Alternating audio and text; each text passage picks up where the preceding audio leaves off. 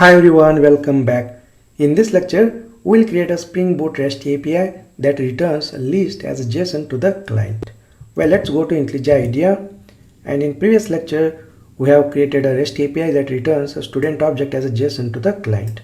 In this lecture, we'll write a REST API that returns a list of students as a JSON to the client. So go to student controller class, and within a student controller class, we are going to write the REST API. So here, let's first create the Java method that returns a list of students, and then we'll make that Java method as a REST API by using Spring annotations. So here just type public and then return type of the method as a list of type student. Alright, and next let's give method name as get students. Let me first create a list of type student and let's call it as students equal to new array list. And next let's add a student to this list. So here students dot add student and then new student.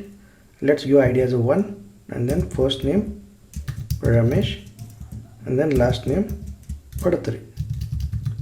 Next let's add one more student, students dot add and then new student, and let's pass value to this constructor, id as a 2 and then first name let's say Umesh and last name let's say Padatari. Perfect. Next let's go ahead and let's add one more student. Let's say student dot, let's call add method and then new student, and let's pass value to the constructor, id as a 3 and then first name let's say Ram and then last name let's say Jadhav.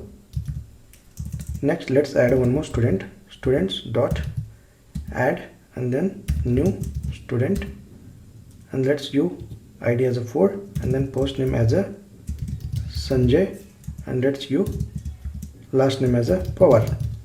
Perfect. Now we have added 4 students to the students list. Next let's return this students object.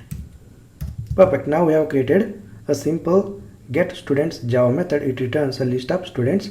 Next let's make this get students method as a REST API by using Spring annotation. Let's go ahead and let's annotate this method with @getMapping annotation.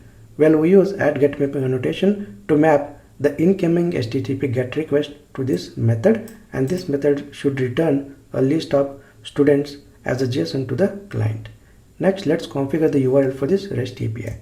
So here let's pass students. So this is going to be a students because this REST API returns a list of students. So whenever a client want to call this REST API, then client have to use this URL. For example, localhost :8080/students.